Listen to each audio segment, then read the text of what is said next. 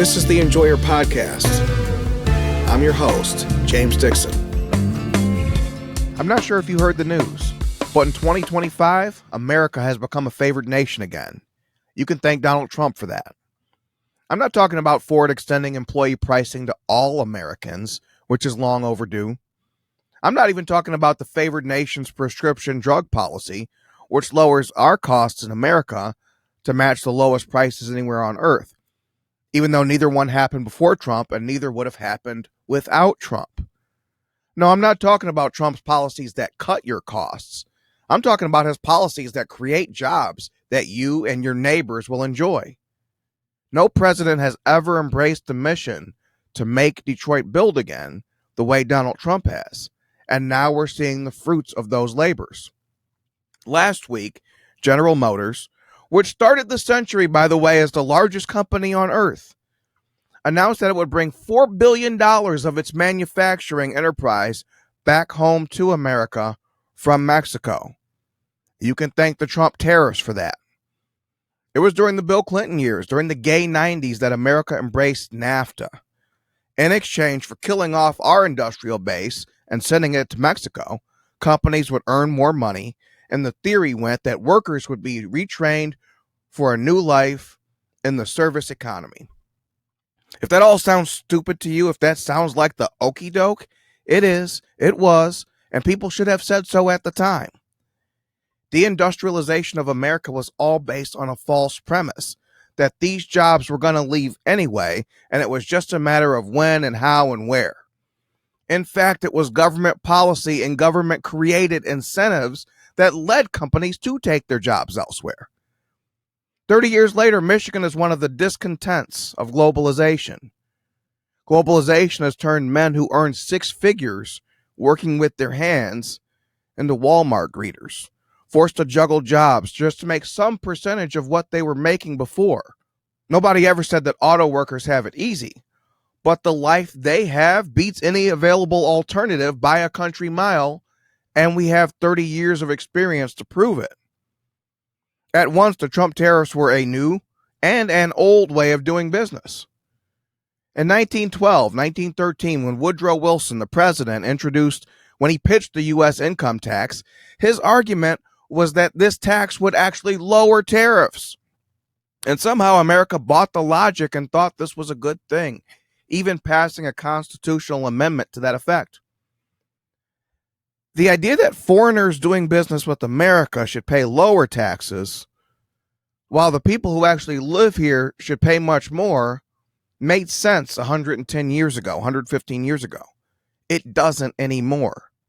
With ideas like this, it's no shock that Woodrow Wilson has become a reviled figure in history. Democrats hate him because he is the arch-Democrat. Woodrow Wilson was a racist Southern Democrat, the same type that nearly cost the Democrat Party its existence after the Civil War. But Republicans hate him because he's the architect of the income tax. He's the architect of a system and a mindset that says the American people are a problem to be managed and a deep pocket to reach in, not the people we are here to serve.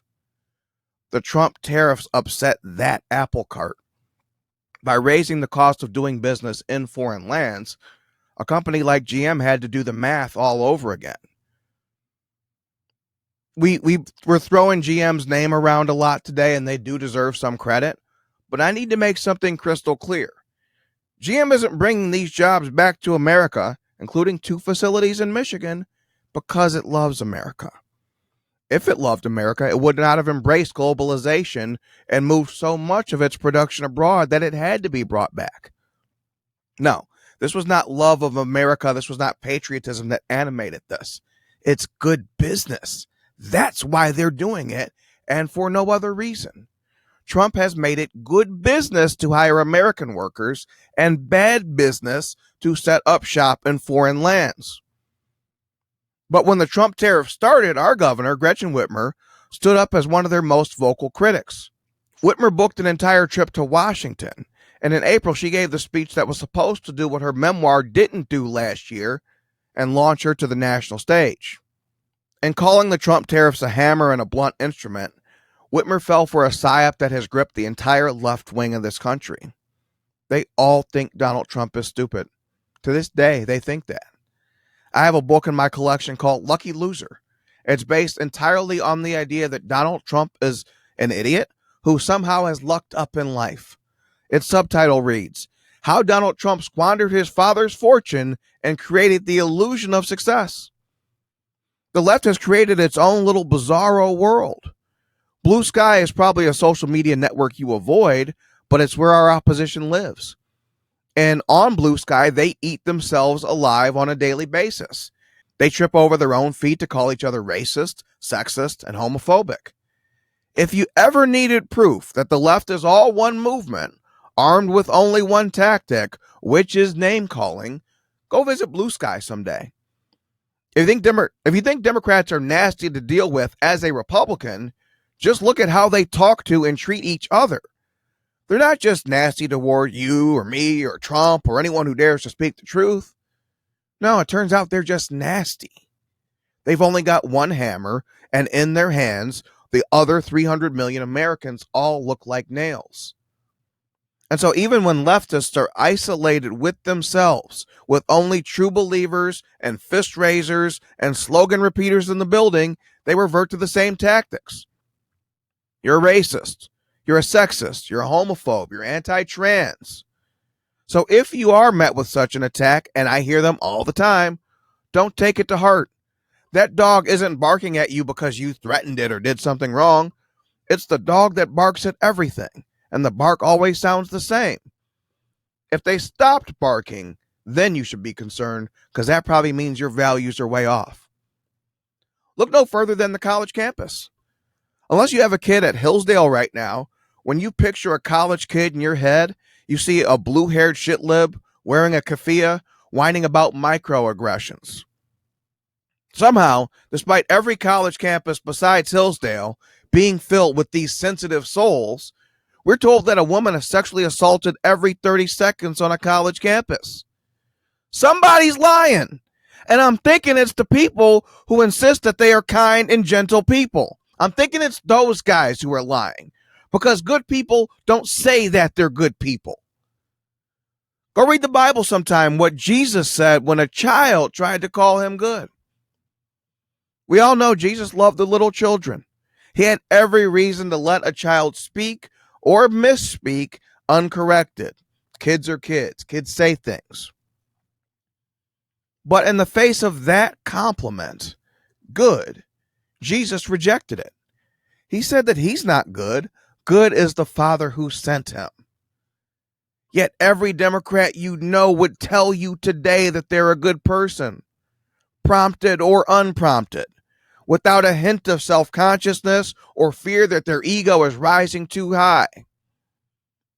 I say all that to say we're blessed with an opponent who lacks skill, character, and self-awareness. They look at a New York billionaire who rose to the top of television, then rose to the top of politics, and in so doing, wiping out the Bushes, wiping out the Clintons, wiping out Barack Obama's legacy, and wiping out Joe Biden's legacy, retiring a 50-year veteran from politics. They look at a guy who did all that and was inaugurated in front of his enemies. They look at that guy as if he's an idiot. They say it all owes to daddy being rich, as if Fred Trump was a billionaire himself and not just a Queens man doing well for himself. It follows then that if Donald Trump is a lucky loser, obviously he wouldn't know anything about business, economics, negotiation, or human nature. And everything he touches will fail. They even have a phrase for that. Everything Trump touches dies. This is stuff that our opponents believe. Gretchen Whitmer is one of them. And that's the belief system Gretchen Whitmer held that April day when Mrs. Whitmer went to Washington.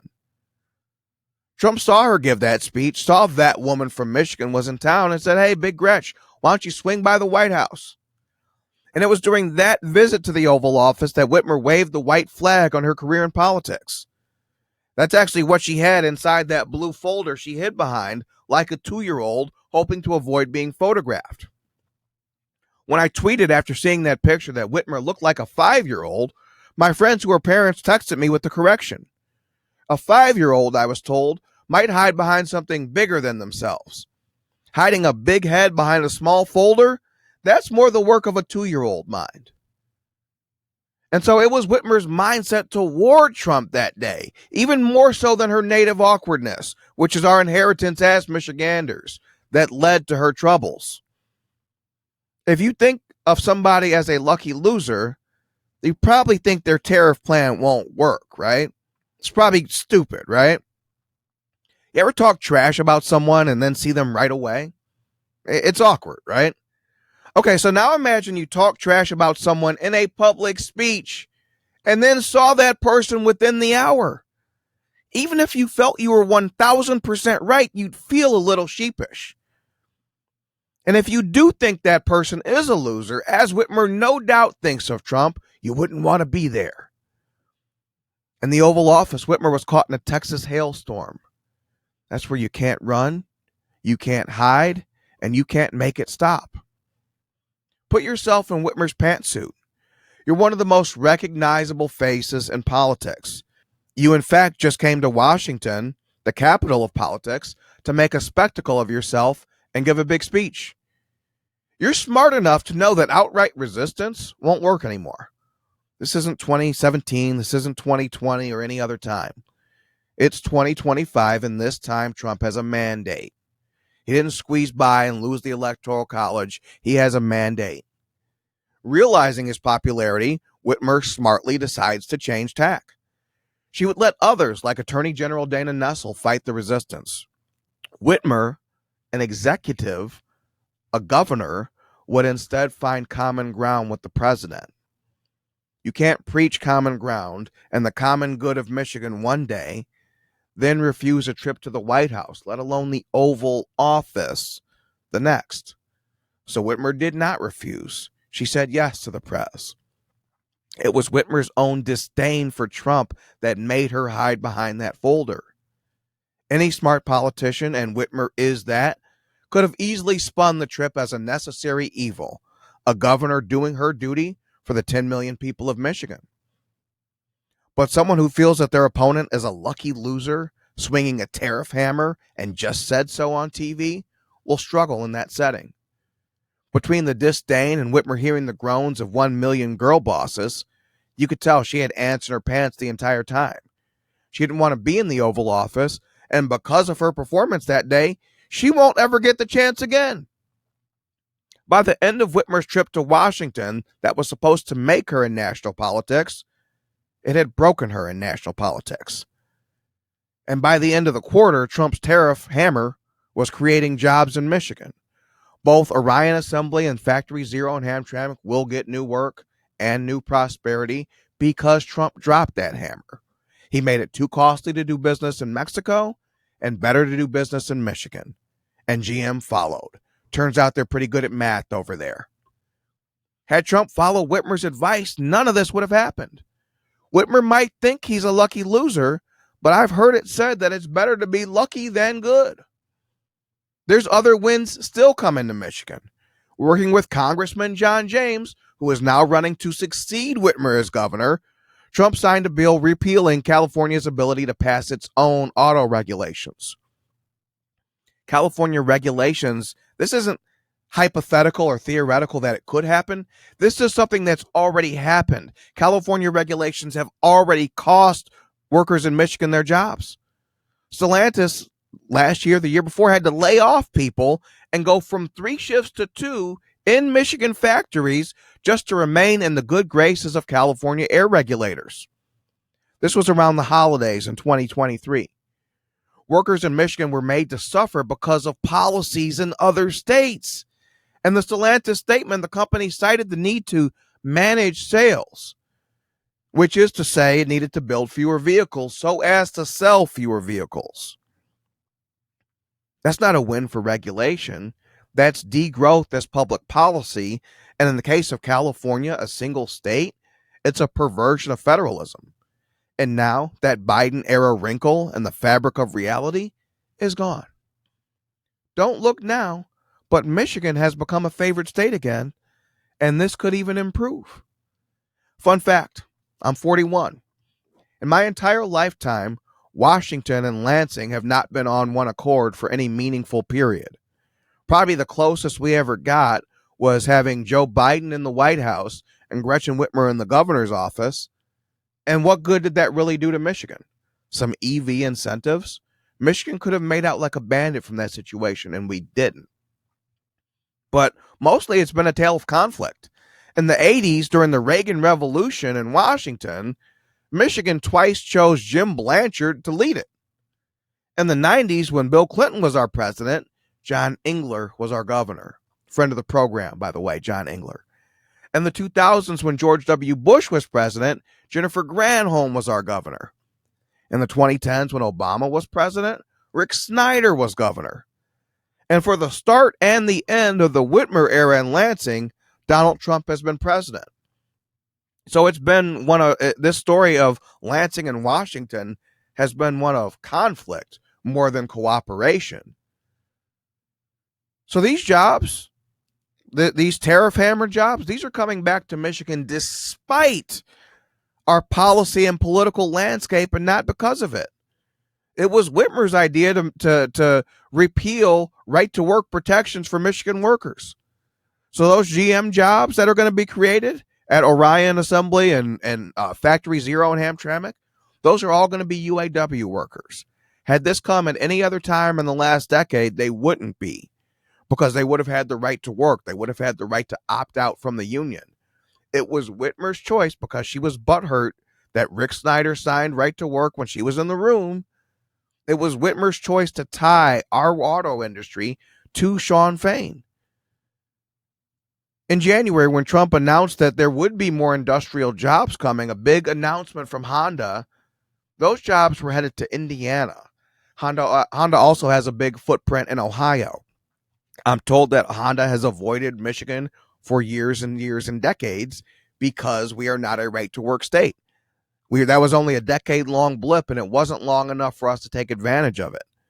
So it is despite the policy landscape and our political personnel that these jobs are coming back, not because of it. Imagine if we had a situation where our governor in Lansing was a friend of the president, or at least could call him on the phone. I think any Republican you would elect in 2026 would have that relationship and would have a better relationship with Trump. They wouldn't be embarrassed to be seen in the room with the guy. They don't think of him as a lucky loser. They actually think of him as a guy who's pretty good at politics, pretty good at economics, and might have some value to add Michigan if that relationship were strong. And so we've seen the Trump model work at the same time the Whitmer model is failing. Whitmer's approach to creating jobs in Michigan is offering big piles of cash to companies. That's pay-to-play business, basically. By the time of her re-election, Whitmer was so desperate for good headlines that she gave $700 million to Goshen, a Chinese firm, to build an EV battery factory in Big Rapids. The Whitmer model of corporate welfare is actually the Jennifer Granholm model. Rick Snyder, a self-styled fiscal conservative, never challenged it. So it's fair to say that the corporate welfare model is actually the Lansing consensus. And it's just as fair to say that Lansing doesn't have any damn clue how to create jobs. Over at the Mackinac Center, my ex-colleague, James Homan, found that between 2000 and 2020, only 9% of the jobs announced with corporate welfare incentives have materialized. I'm not great at math, but I'm told that's 1 in every 11. But let's break that down in simpler terms. For every 100 jobs you heard announced over a 20-year period, all of which use your tax dollars as bait, for every 100 jobs you heard about, only 9 of them materialized. The Lansing model of job creation is closer to fraud than a legitimate public policy. What that means is your tax dollars are spent buying headlines for politicians, not creating jobs for you and your neighbors. And if you're hearing this for the first time, that's because most of the news you read in Michigan is fake. Only in the world of news headlines is the governor the engine of job creation in a state of 10 million people. Back here on Earth, we know that few jobs owe to government action of any sort, let alone cash handouts, which we know don't work. They're only about 9% effective. Right now, you might be asking, okay, so why then does Trump get credit for the GM jobs? Trump gets credit for these jobs for the same reason Bill Clinton gets credit for NAFTA, the reason George W. Bush gets credit for China draining the World Trade Organization, and the consensus that formed between the two parties that our best bet was to deindustrialize America. Fun fact, when I was writing my column this week, I found that spell check on Google understands the word deindustrialize, but not reindustrialize. That's how far ingrained the consensus is that America needed to deindustrialize. They made that a word. But to say reindustrialize, the idea of bringing it back, well, Google wants to know two sources. They want to know who said it. They don't understand that to be a real concept. It looks like we're all going to have to update our vocabularies at some point. And so if the Lansing consensus is that corporate welfare creates jobs, the Washington consensus before Trump is that every city should be more like Washington and less like Detroit. Think about it. Nobody in Washington is building anything that matters. This is a world of white papers, meetings, and hearings, not actual work. When politicians say that Michigan needs the jobs of the future, they're imagining us as a type of Washington where everybody's going to have 3 degrees and work on a laptop.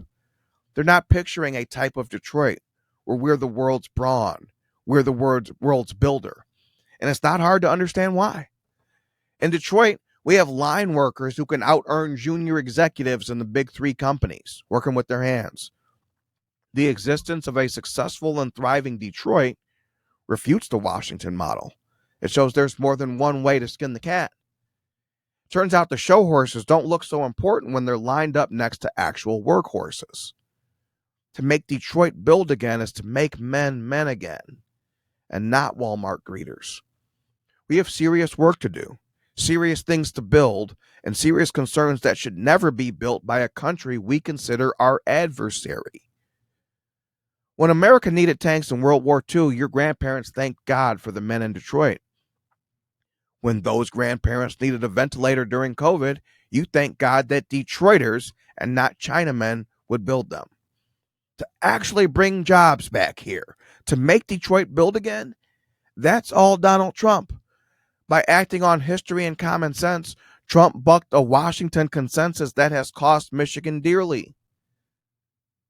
The Michigan of the past was the automaker to the world. It's what made us rich. It's why people like myself live here. My grandfather came to Detroit to work for Henry Ford, not for the bad roads and cold winters. Perhaps it's a similar story in your family. The Michigan of the future will build cars, ships, and anything else that can be brought back from Mexico and China. If these Trump tariffs do work, your kids might actually stick around Michigan rather than flee for a town like Washington.